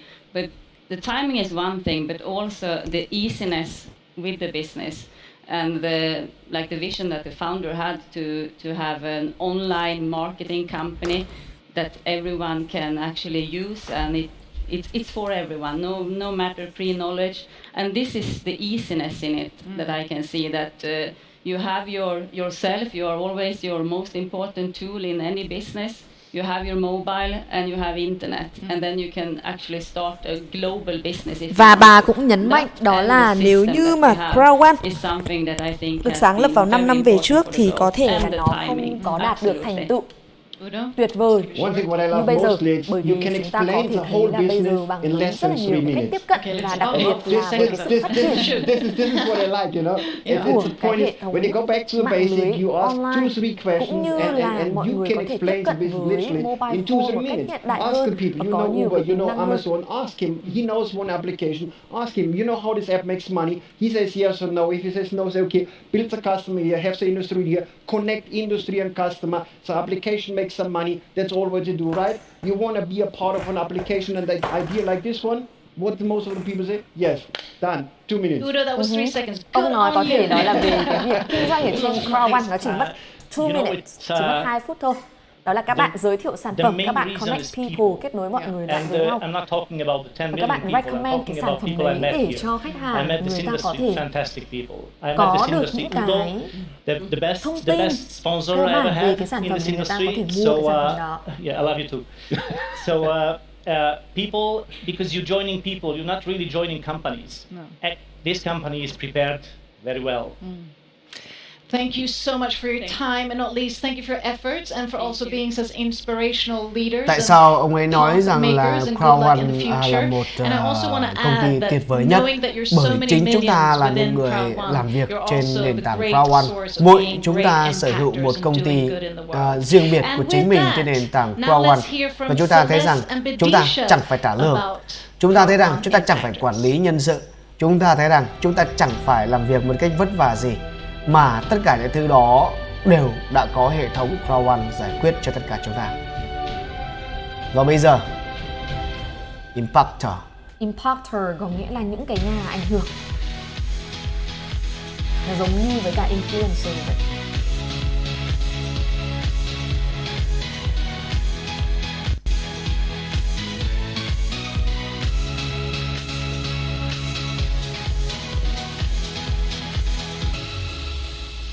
Hi everyone, my name is Celeste. And I'm Vidisha.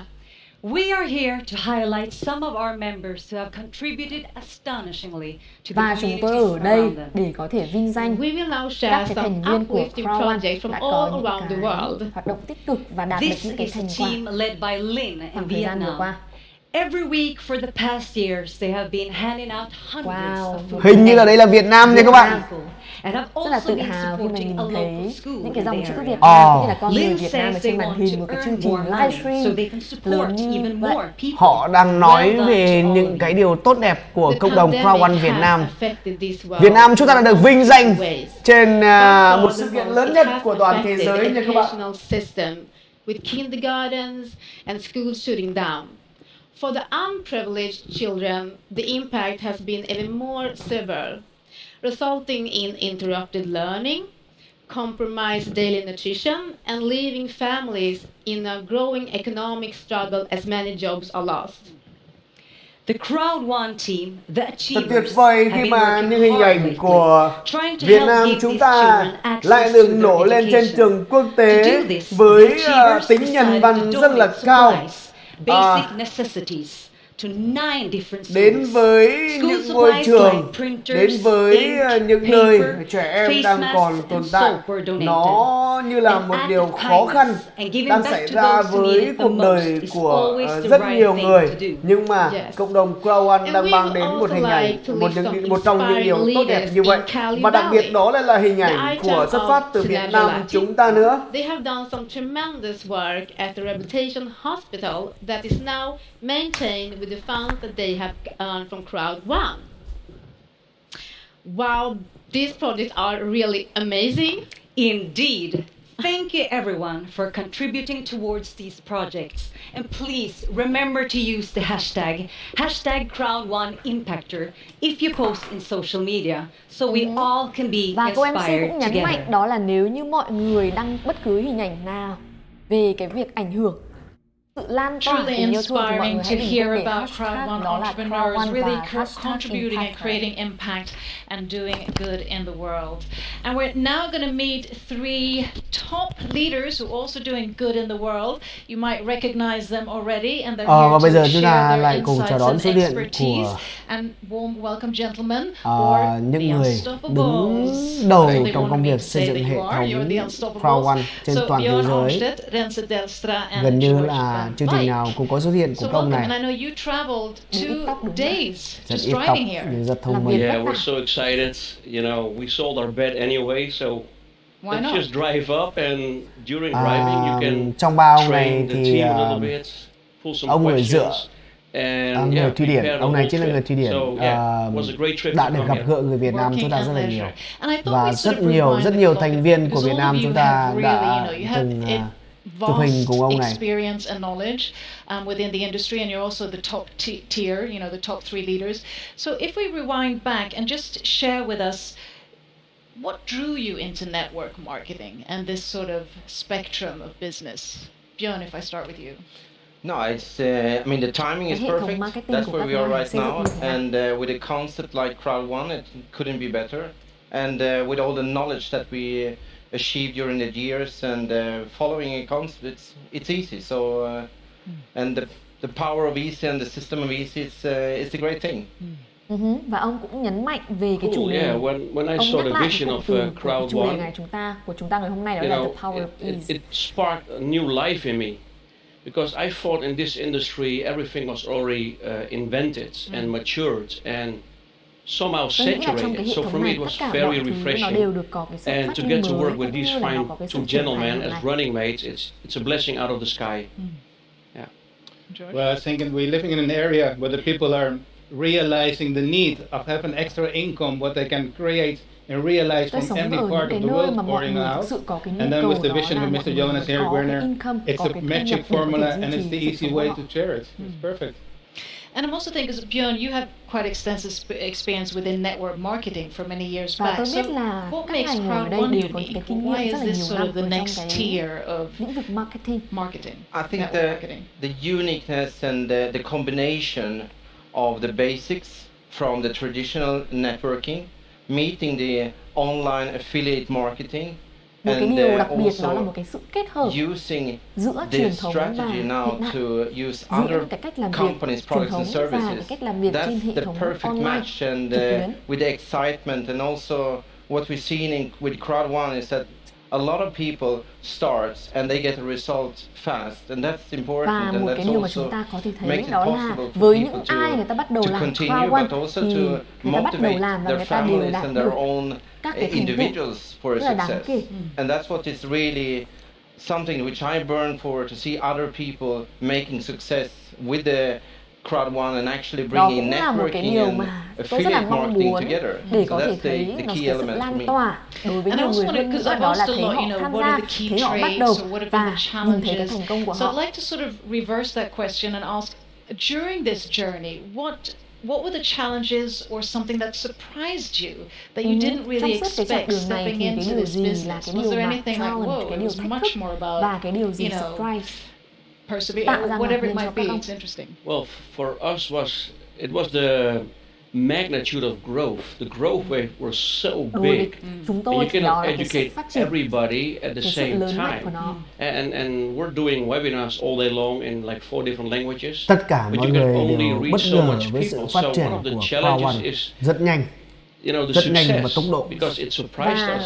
You know, chúng ta có thể we nhớ lại work đó là ngay cả very, nhà sáng lập của very, Crowd1 how you cũng call nói this, là trong vòng 1 năm rưỡi thôi excited từ and ngày we'll sáng do lập our thì best. ông ấy cũng nhấn mạnh But đó là one of the I couldn't challenges imagine. Tôi was không thể to tưởng tượng educate một con số people. đó là 11 And triệu then thành viên đã thực 25th sự of tham gia vào hệ April, thống này. the Ngay cả live nhà stream sáng lập started, cũng so we could reach không way nghĩ đến một more cái con people. số nó tuyệt So vời that như was vậy. somehow the solution we were looking Chính for. xác là như vậy. Yeah. George, you have anything that sort of surprised you? Challenges. Well, there was a lot of challenges because we are Thách thức first the chúng tôi time có rất là nhiều schedule. thách We're thức. working in all the areas of the world at 24/7. Xin chào Entertainment TVH. So you never sleep. Xin chào Middle Hiền of Nguyễn the Thị. night we have to wake up. Các bạn có thể dành cho chúng tôi một like nha. Ngày hôm nay thì chúng ta đến với nhau khá là muộn. Chính vì thế chúng ta cần cho nhau một chút động lực.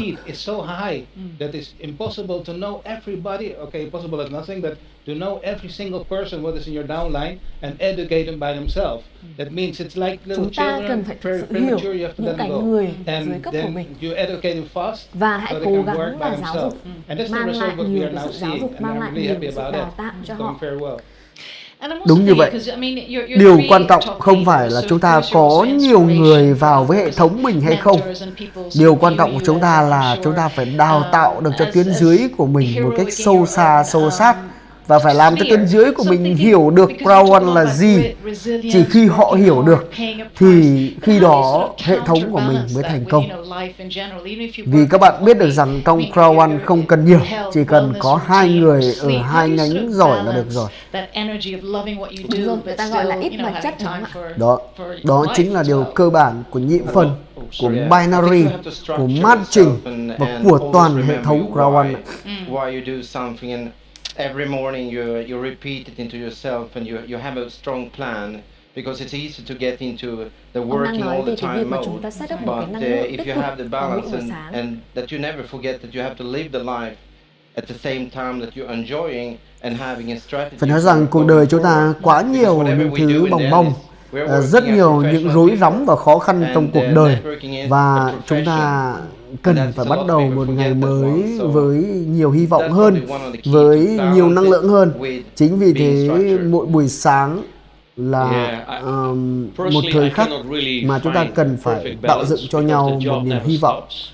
Hy vọng tích cực để chúng ta có một ngày mới thành công hơn, nhiều ý nghĩa hơn. Và nếu như những cái bạn đang xem ở đây có bạn nào đang cảm thấy bế tắc với cuộc sống của mình, đang cảm thấy mỗi ngày thức dậy sao mà mệt mỏi quá, thì các bạn có thể thử tìm hiểu về Crowd1 và thử tham gia vào hệ thống của chúng tôi. Tại vì các bạn có thể thấy đó là Crowd1 luôn mang đến những cái điều bất ngờ, những cái điều mới mẻ. Sau mỗi cái chương trình và thậm chí là trước mỗi cái chương trình livestream thì chúng tôi là những cái người làm chương trình cũng không biết là cái chương trình đấy nó sẽ có những cái bất ngờ gì. Với Nguyên Dương thì Nguyên Dương khẳng định một điều rằng những ai mà đã từng làm Crowd1 với một thái độ tích cực thì mỗi buổi sáng của họ đều là một niềm vui vô cùng lớn, bởi vì sáng ngủ dậy, tất cả chúng ta cầm điện thoại và trượt thông báo màn hình xuống đều thấy những cái thông báo là có tiền về, thì cứ mỗi sáng ngủ dậy mà thấy tiền về thì sao mà không vui cho được. Không thể buồn, cứ có tiền là không thể buồn, phải không các bạn? Và hơn thế nữa là mỗi sáng mình thức dậy mình có một cái điều gì đấy để mình hy vọng, đúng không? Mình có một cái điều hy vọng vào một cái tương lai, mình sẽ có cái sự thay đổi, sẽ có những cái sự one last thing, if you're going to give a golden chính xác là như vậy. nugget to our audience or to your members, a golden nugget, it can be a piece of bởi vì chúng ta advice, không it có can lo là be, chúng ta sẽ không có việc gì để làm cả. something that you've never maybe expressed before that really helped you. I mean, something that's a bit more than okay, you need resilience or strategy or you know, that golden nugget of advice directly from the mentors. I would go for set really target goals and set them higher than you can expect. Because you can do a lot more than you think các about. bạn cần phải set up một cái goal, một cái mục I think a lot of people should look in the mirror because a lot of people are talented and we meet unused talent all day long. So look in the mirror, and most people have skills they didn't use for a while. So yeah, just dig up your skills, đó là nhìn vào take the gương và chúng ta opportunity, sẽ and then become a better tiếp person. xúc với rất là nhiều những cái con người tài năng. Ok, và nhìn vào gương thì chúng ta thấy một con ma. Share it with the world, share it with your family, your friends, your frenemies, all over the world. And I'm gonna use one of the words what our CEO always say. That means never give up, because I've learned it when I invited this gentleman the first time. I was calling, and then was the last call, and I won't stop it. And then he answered the phone, and it was the first message. Okay, Ông never nhấn mạnh về give cái yếu tố up. đó là never give up, không bao giờ từ bỏ. Ông cũng có kể lại một cái kỷ niệm rất là vui Never của give ông. up and Đó know là that khi mà ông gọi team điện cho một is cái so khách hàng, ông important as well, gọi điện right? rất là That liên is tục so nhưng mà họ không important. bắt Thank you máy. so much, and Thì thank đến you cái so cuộc much gọi for mà ông nghĩ being là the thôi inspiring gọi nốt leaders lần that này, you also không nghe are. nữa thôi thì họ lại bắt máy. Cho nên And điều quan trọng đó with là that, chúng ta my không bao giờ friends, từ bỏ. it's time for Kiên trì. entertainment, real entertainment. So get your dancing shoes on, Và sau những stand cái up, màn chia and sẻ let's rất là rock nhiều and từ roll đầu with chương the trình one đến and giờ, only Mohombi với các and cái his sản phẩm, song các cái dịch vụ Hello. mới cũng như là các cái phần chia sẻ của những cái nhà truyền cảm hứng, thì bây giờ chúng ta sẽ cùng đến với mục giải trí của chương trình ngày hôm nay. Sao nghe nhạc quen nhỉ?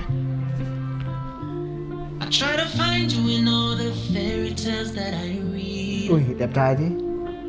Và lại không có hát. If I could break the walls between my reality and my dream, every day I would wake up to see you smiling back at me.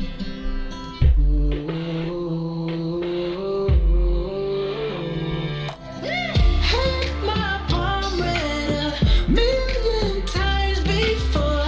Ask myself when you come and knock on my door.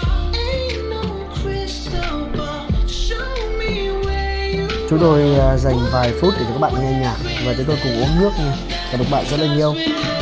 Chúng ta sẽ quay trở lại sân khấu với phần bình luận của chúng tôi sau ít phút nữa. Các bạn sự kênh nha.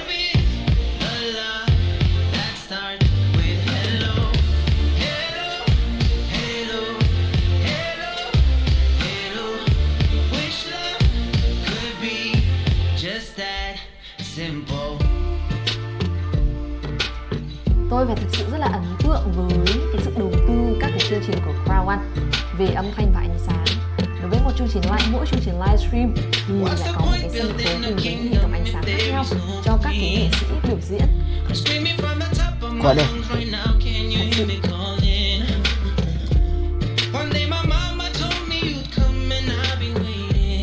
Nó làm cho chúng ta cảm thấy là mặc dù chúng ta đã đi qua một cái năm không có diễn đàn gì với đại dịch Covid-19, thế nhưng mà chúng ta cũng có nhiều khoảnh khắc để enjoy cái cuộc sống này. Chính xác là như vậy.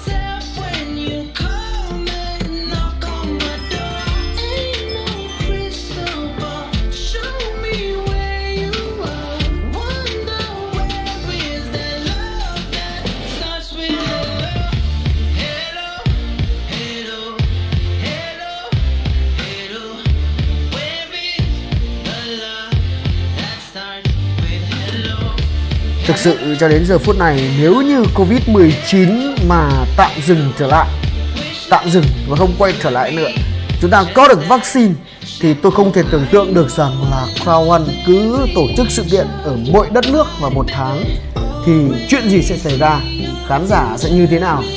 Với Việt Nam chúng ta thì có lẽ rằng luôn luôn kín chỗ. Việt Nam bây giờ rất đông rồi. Thực sự là em cảm thấy giống như cả em và anh là có một cái sự gọi là linh cảm kết nối. Điều mà Cindy định nói đó là Cindy cũng đang tưởng tượng trong đầu, ví dụ như là sau cái đại dịch Covid-19 này và Cindy và anh Nguyên Dương có cơ hội được tận hưởng cái chương trình trực tiếp ở Vương quốc Anh thì sẽ như thế nào. Quá tuyệt vời đúng không ạ? Chắc chắn nếu như không có Covid thì ngay bây giờ tổ chức bất kỳ đâu thì Dương cũng sẽ bay sang đó để mà xem chương trình trực tiếp này.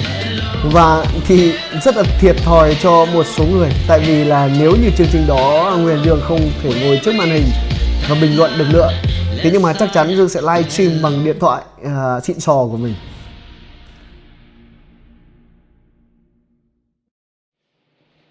Mình rất thích cái logo của năm nay, Chính xác. của tháng này. Cảm thấy giống như kiểu nó là một cái dòng chảy, nó không có điểm dừng. Vừa đẹp nhưng vừa ý It's nghĩa. time for our very first or our latest ambassador, Mr. Anthony Chatelain. Và sẽ cùng chào đón đại sứ đầu tiên của chúng ta ngày hôm nay. Ambassador. Treatment.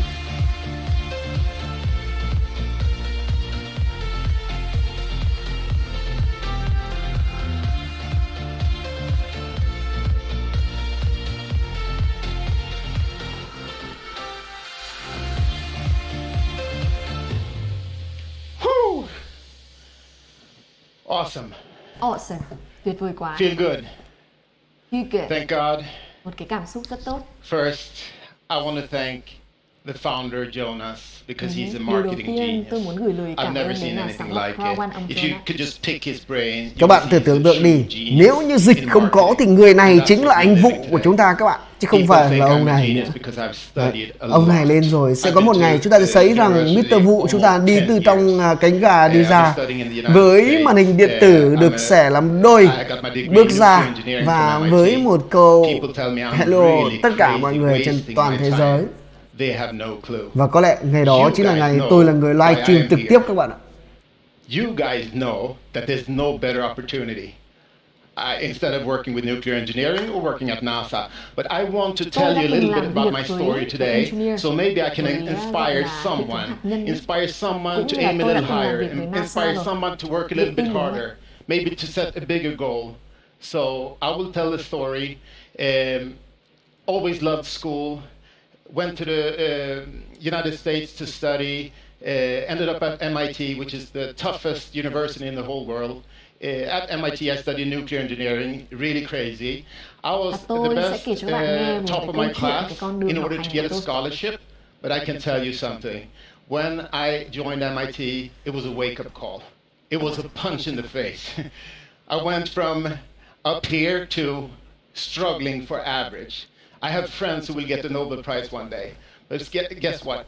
This is what I want to tell you today. What I applied, what I learned in school that I applied to the business.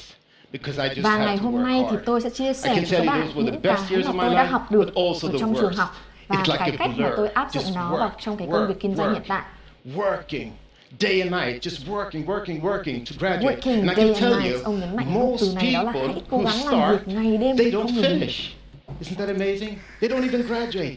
Just like in our business, the people who start, why doesn't everybody? Thực ra nếu ai mà làm việc trên nền tảng Crowd1 thì việc làm đêm chúng ta là rất bình thường. Với Nguyên Dương thì buổi sáng ngủ dậy, Nguyên Dương bắt đầu một công việc với bên Hàn Quốc, Nhật Bản. Nguyên Dương, bản thân Nguyên Dương ở châu Âu cho nên là ở Anh Quốc. Cho nên buổi sáng ngủ dậy thì làm việc với đất nước Hàn Quốc và Nhật Bản. Tới buổi trưa và chiều thì chúng ta có thể làm việc với bên Việt Nam, bởi vì đó thì là thời điểm thích hợp, và buổi tối thì lại làm việc với bên nước Mỹ. Chính vì thế cho nên là chúng ta sẽ hiểu được rằng là khi mà chúng ta cùng làm Crowd1 thì việc chúng ta làm với tất cả mọi người, mọi nơi trên toàn thế giới là một điều rất bình thường. It's the bridge between my plan and my goal. I always say it's like you want to get in shape. You buy a gym card. It's not enough to just buy the gym card. You need the discipline to go and exercise, right? Các bạn cần phải có cái discipline, có nghĩa là các bạn cần phải có kỷ luật. All of that I learned, and if you apply that to the business, you will be unstoppable. Commitment. You know somebody else who talks about commitment? Nhiều cái từ này, cái từ này có nghĩa là cái sự Commitment. ràng buộc. Mình phải có các cái kỷ luật, các cái He's my quy tắc hero. để mình có thể follow He's theo. the CEO of this company, Johan Stahl von Holstein. He talks about commitment. Điều đó có nghĩa And là if you mình go không out thể làm thích thì online làm, and mà search thích the thì nghỉ internet, được. Mình you phải will có một actually cái find kỷ a luật và có một video cái sự where ràng he buộc says that giữa he's các cái thành viên committed trong đội nhóm với nhau. 5 to 10 years to this company to take us all the way to the top. And guess what? He says, if I commit to you guys, if you promise to work hard and Nếu never như các give bạn up, hứa là các bạn sẽ cố gắng làm he việc chăm chỉ, will work hard for us if we continue to work hard as well and never give up. And that's so cool, the word work hard, success. Wow, a lot of people working hard and they get success. If you're online, I encourage you to listen to the testimonial from last year's cruise of Johan Stahl from Holstein, where he tells the story. I get inspired, I get goosebumps just talking about this. When he started from the bottom, I mean the bottom, he had trouble reading and writing, so he started from the bottom, almost like the maidroom on the floor, and he worked himself up. He worked 2 hours every day extra. When the other people left, he stayed at work those 2 hours extra because there was nobody in the company that was 2 hours smarter than him. Year after year after year, eventually he became the wingman, the right-hand man, the second in command of the most powerful business person in Sweden. That's pretty cool. He's our CEO. And guess what? He has created 3 unicorn companies. That's amazing. What's a unicorn company? It's $1 billion company. And guess what? He's committed that this would be his 4th. That keeps me up at night. If he's committed, I can do this. And I can tell you, the team with Johan and our founder Jonas, it's second to none. It's really, really the best Ông nhấn dream mạnh team. về cái hệ thống của Johan ông with a Jonas business đó là experience second to none. and Jonas Cái cụm with này a nó có nghĩa là marketing có một genius không hai. extraordinaire. I can tell you, nobody in the company Và works hiện as tại hard thì as chúng ta có thể these two thấy guys. là Crowd1 And là that giống gives như là me đứng ở cái vị trí gọi là duy nhất Because guess vậy. what? Không có một cái bên cạnh tranh nào If you want to become cùng với excellent, Crowd1 you cả. should do a little bit more than Nó what's đang required là of you. một cái hệ thống This is actually a mạng tip lưới trực to tuyến become lớn nhất toàn cầu. do a little bit more because most people they do a little bit less than what's required. And this is pretty cool. I apply that to the business. Become a little bit better at inviting to meeting. Become a little bit better at presenting the business. Become a little bit better at listening to your prospect. Become a little bit better at leadership. That Ông đang makes nhấn you mạnh đó là excellent. mỗi thứ thì You chúng can ta have hãy cố success. gắng nó làm tốt hơn một I tí. think success is very, very important. It's like you need to develop a passion for success. Cái And I việc mà think mình we phát all triển được cái đam deserve mê của success mình, if we're willing to develop work được cái hard. passion của mình. I lost my hair. I was working hard. And you got to pay your Ông có dues. chiêu vui đó là And các the bạn có thể name of thấy this đấy, event, tôi làm việc chăm chỉ the đến power mức of mà tôi không có easy. I tóc can luôn, tell you, không có tóc luôn. there's no simpler business in the world than our business. It's very, very, very simple. You don't need to go to school, university for 10 years. There's no Ông nhấn mạnh về cái hệ prerequisites to thống be kinh able to doanh đó do là this business. mà ông đang còn chia sẻ với You only need Crowd1 a đây đó là mobile các bạn phone, không phải đến trường, các internet. bạn không phải dành cái thời That's gian how we do là it. 5 năm, 10 năm để But học, I can tell you, mà nó rất là đơn giản. it's easy if you learn these two things. Number one, you've heard me say it many times, hard work. Yes. Hard work, hard work, hard work. Hai cái điều mà các bạn Through cần phải học thôi. commitment and discipline, Điều thứ you nhất make a đó plan là hard and a work, goal. chăm chỉ. Then you can reach it. But listen here, number two, this one is very, very, very important. Rồi, và chúng ta If sẽ you can cùng lắng master nghe this cái điều thứ skill, hai mà you ông will nhấn go mạnh đó là gì? all the way to the top. Number two, if you can learn to not take it personal when people say no to you, you'll be outstanding. If you can learn not to be afraid of what people think Nếu about như you, các bạn you có can go thể to học the về top. cái cách Guess mà gọi why? là không sợ hãi cái You việc mà mọi sign người up in đánh the giá, business. nhìn nhận các bạn như thế You're nào. all excited. You go home, you talk to your brother, your sister, your mother, your father, your best friend, and guess what? Maybe he doesn't even tell you no. Maybe he says, no, you're crazy. Các bạn hãy No, tưởng you're tượng cái crazy. việc He's là các stealing bạn your dream. chia sẻ một cái He's điều gì putting đấy you rất là down đang hào hứng, đúng because không you ạ? found Với this bố mẹ, với anh opportunity. chị em, với bạn And thân, that's thế nhưng mà crazy. họ What lại happens nói to là you? The mày bị reptile điên à? brain kicks in, and all of a sudden you Các start bạn phải tập doubting làm yourself. quen để bước qua những cái cảm xúc đấy và Maybe tin Fred was tưởng vào right. bản thân mình. I thought I Hai was cái điều. going to start this business. I was going to build an international Bản thân affiliate Nguyên all Dương around là the một world. người All of a chịu sudden you trận start rất doubting. nhiều ngay từ khi đưa Crowd1 đến với cộng đồng và truyền thông ra lớn rộng ra bên ngoài cuộc sống của mình và bị đánh cho bầm dập tơi tả. Nhưng mà thực ra là Nguyên Dương cũng đã học được điều này, tức là bỏ qua sự vướng bận và bỏ qua đi những thứ làm cho cảm xúc của mình bị tụt và không có thể thăng hoa được nữa. Cindy là người chứng kiến cái điều đấy, chứng kiến từ những cái ngày đầu mà anh Nguyên Dương giới thiệu và chia sẻ về Crowd1 đến với mọi người nhiều hơn. Lúc đấy thì Crowd1 thực sự nó là một cái gì đấy nó rất là mới đối với tất cả mọi người. Mọi người chưa có nhiều cái thông tin về nó thì mọi người rất là kiểu gọi là bầm dập anh Dương luôn. Thế nhưng mà sau một cái khoảng thời gian thì chúng ta có thể thấy được các cái con số đúng không? Và các cái kết quả mà anh Nguyên Dương đạt được cũng như là về cái đội nhóm của anh. how hard would you work? You see, I'm already working like all these are true. Because, point number one, nobody has ever failed in this business. People only Các gave bạn có up. thể thấy là nobody fails in this People only gave business. up. Không ai là thất bại ở trong cái hệ thống kinh This doanh này cả. business Chúng ta thấy next có một cái fact như presentation, vậy, một cái thực you might tế là như vậy. meet somebody like me. Björn, Chính xác Rens, là George, thế. you saw these guys. Win to win. Đây là điều mà tôi luôn nói với hệ thống của mình. Chúng ta là những người chiến thắng. So just keep at it. Number 2, 100 million members. I know that Điều thứ with or hai mà without các me, bạn có the thấy đó là company would reach 100 100 million million members, members. the way we're growing right now. And what's in the Hàng pipeline? triệu người đúng không ạ? Một Jonas con số and thực Johan, tế luôn. they have assembled an amazing, a 6 management team. They all complement each other. It's huge. So I know they're doing this with or without me or without you. I just rather want to be on this journey. Number 3, becoming a director, president, earning residual income. The residual income, if people understood, that's why we're working.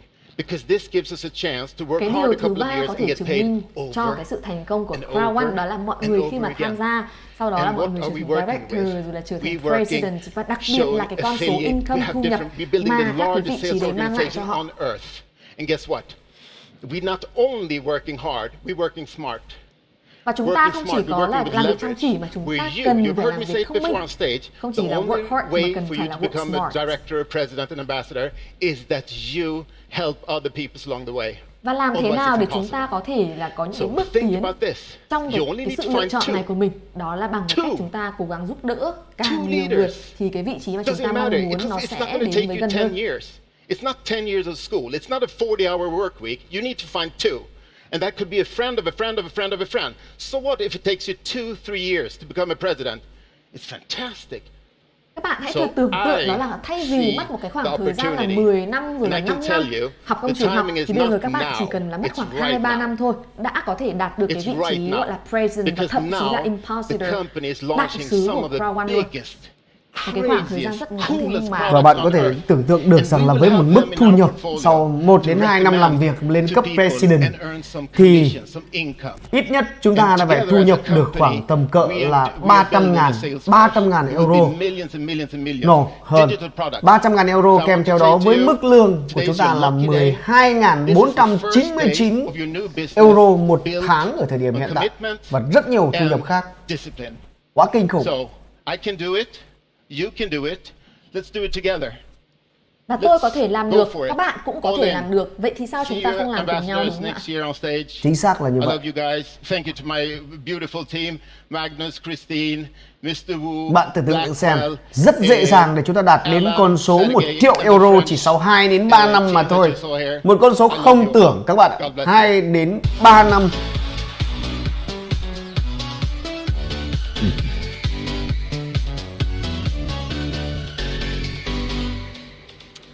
Before we move on to hear our CEO speak about entrepreneurship and motivation, Adam has actually finished a painting in the studio next door. You know what? Đánh giá giọng nói rất là sexy. Look at this picture. Một cái ngôn ngữ cơ thể cũng rất là uốn éo. Tôi thích logo tháng này quá các bạn. The Power of Easy. Hello, my name is logo rất là Adam đẹp. Algotsson, also called Appear 37, and I'm a graffiti artist and a fine art artist. Today I made a 3.2 meter big canvas hãy cùng xem là for cái ý nghĩa của cái bức tranh impact này. crowd technology, and I included some stuff that they want me to do, but I had free hands, so.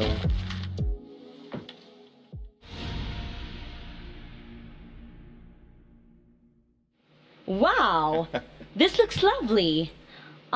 Let's take a look at what Adam has illustrated then. Here I see some social gaming. And that must be the mixter. Mixter, it is, yes. Now, welcome up on stage, Johan Stahl von Holstein. Và bây giờ sẽ cùng chào đón lại sân khấu của chúng ta ông Johan, CEO vĩ đại, một trong những người đã đưa Crowd1 lên một tầm cao mới. Vẫn như thường lệ với một phong thái xuất hiện với một nụ cười hờ trên môi. Great to be back here again on stage talking to you all guys. What a great day, what an event, what amazing leaders we have.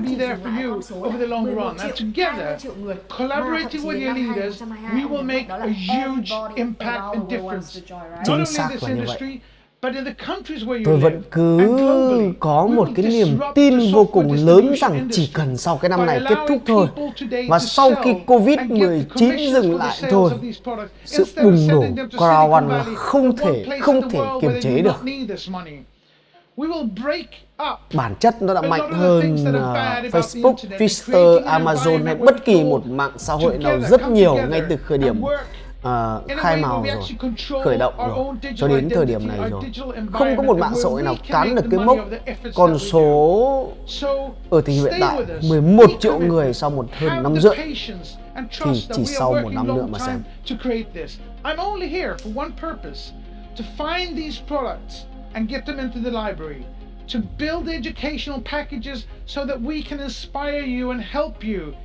And I will be there as I've been in companies before, 2 times building the largest incubator in Europe.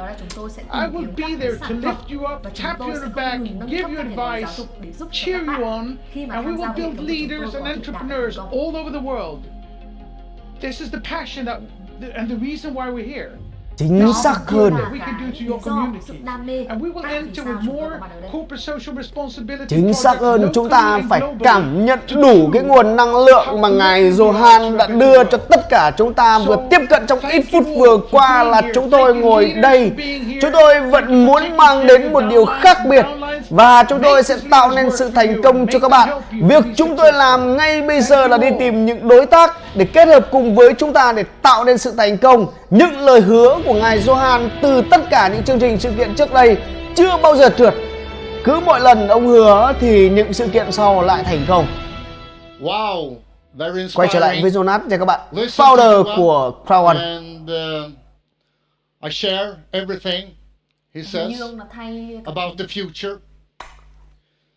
Jonas thì tôi theo dõi rất rõ, và ông có 2 cái bộ kính, một là bộ kính đen, 2 là bộ kính gần đen. Và bộ kính đen thì thường chỉ xuất hiện lần đầu và chụp ảnh với cả những người ở ngoài cuộc sống. Còn cặp kính ông đang đeo chính là cặp kính mà ông rất hay diễn thuyết trên sân khấu. The product that will change the online industry forever. And this is only the beginning. In 2020, before the end of December, I know that we will be more than 25 million people. But again, it's only the beginning. In 2021, we take the step into the entertainment world. In 2021 and 2022, we take the step into the world of communication.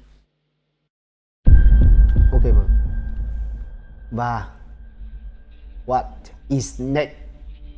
Điều gì sẽ xảy ra trong năm 2021 và 2022? Chúng ta cùng chờ đợi nha. Tôi cảm giác là mình đang xem một so bộ phim bom tấn, communication, sự giao tiếp. Quá đẹp các bạn ạ. Những hình ảnh quá tuyệt vời luôn, đến Hollywood còn phải nể những hình ảnh như thế này.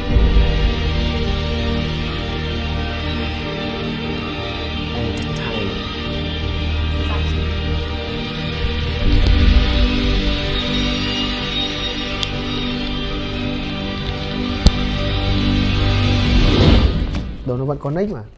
2021. What we will do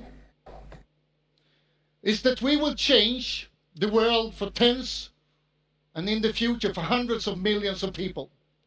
Và cái điều mà chúng tôi Most làm people đó là chúng tôi today, sẽ thay đổi more and more people are spending hours every day, and very soon the same amount of time they spend on the regular job they spend in front of a mobile without earning anything. And Crowd1 will change this with a portfolio of the greatest online products ever.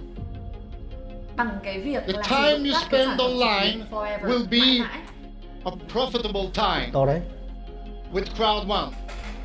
So again, to all members all around the world, thank you for being in the company, and make sure that you give all people around you the chance and the opportunity to be a part of this company.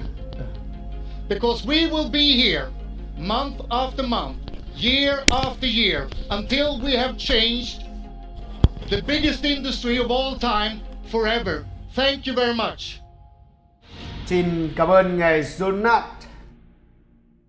Wow, what a day. So many things to look forward to. Yes, indeed. Don't forget to already now get your tickets to the October recognition event and also the mixed launch event in November. Remember, the earlier you get your tickets, the earlier you will receive your mixed access. Quên sao được.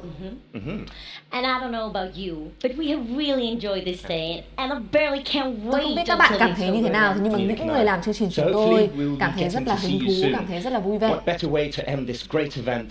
Here you are. Bởi những cái thông tin, những cái buổi chia sẻ trong chương trình của chúng ta ngày hôm nay. Yo. Rất là khác biệt vì tháng này chúng ta vẫn chưa thấy tôn vinh những tôi nghĩ là sẽ nằm ở phần tiếp theo của chương trình. Ok, và bây giờ là một ca khúc. Một ca khúc thì chúng tôi lại có được một lúc để giải tỏa và gửi gắm tình yêu vào đất, vào toilet. I don't care. Care. Xin nhé. Cái này.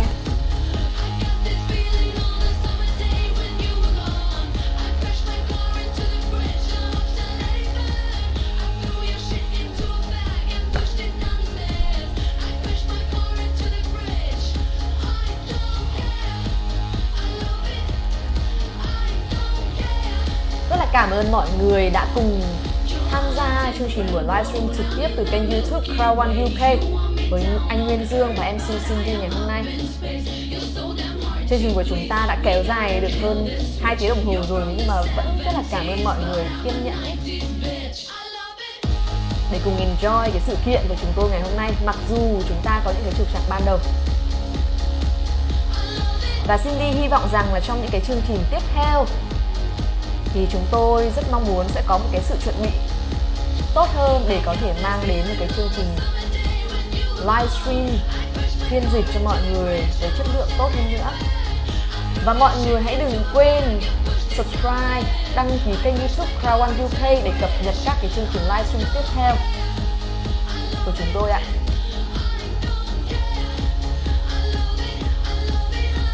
Bởi vì Crowd1 thì hàng tháng sẽ đều luôn có những cái chương trình livestream để có thể chia sẻ với mọi người các cái sản phẩm dịch vụ mới, cũng như là các cái nâng cấp mới trong hệ thống Crowd1, trong các cái gói giáo dục. Cho nên là mọi người hãy đừng quên subscribe kênh YouTube Crowd1 UK.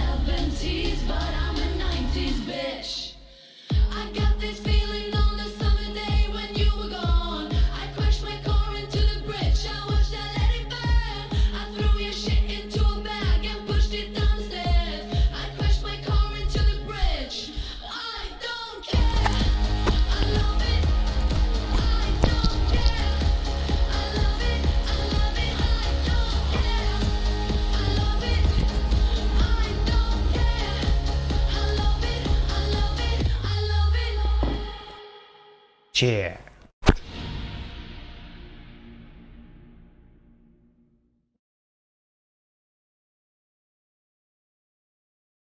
Và cái next event của Crowd1 vào tháng 10 sẽ diễn ra vào ngày mùng 10.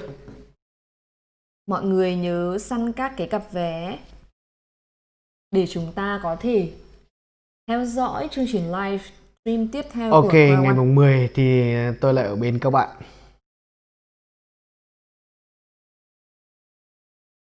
Vẫn như thường lệ thì sẽ và như vậy là chương trình livestream của chúng ta tháng này đã kết thúc tại đây. Tất cả những thông tin mới sẽ được cập nhật trên hệ thống back office của quý vị. Và từ đây thì chúng ta có thể tìm ra được nhiều hơn. Ngày hôm nay chúng ta kết thúc 2 tiếng đồng hồ để chúng ta có thể ngồi bên nhau và cùng chiêm ngưỡng một một chương trình livestream trực tiếp của Crowd1. Xin được cảm ơn tất cả quý vị các bạn rất nhiều đã ủng hộ cho Crowd1 UK cũng như cho Nguyên Dương và Cindy. Các bạn nhớ đừng quên like, đăng ký kênh của chúng tôi để cập nhật những thông tin mới nhất về Crowd1 nhé. Cảm ơn tất cả quý vị rất nhiều và chúc quý vị bình an trong mùa Covid. Cùng với đó là có nhiều năng lượng hơn để làm việc trên nền tảng Crowd1 và tất cả chúng ta cùng trở nên thịnh vượng hơn. Trân trọng cảm ơn.